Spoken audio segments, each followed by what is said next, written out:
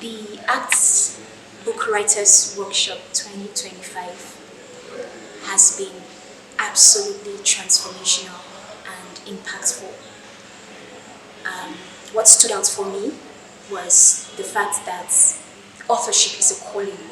Authorship is a calling, and according to the Bible in 2 Timothy chapter 2, verse 2, it is stewardship of theological insights. So I learned how to write strategically, systematically, creatively, contextually, and resourcefully, as well as why I need to write with clarity, integrity, and purpose in a changing world.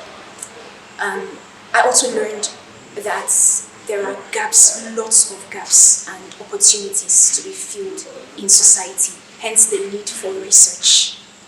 Moving forward, I see myself using this Christ-centered knowledge in positively shaping the culture through writing and mentoring younger ones. God owns the world. God apparently owns the world, and He wants us to partner with Him in birthing His purposes here on earth. Thank you.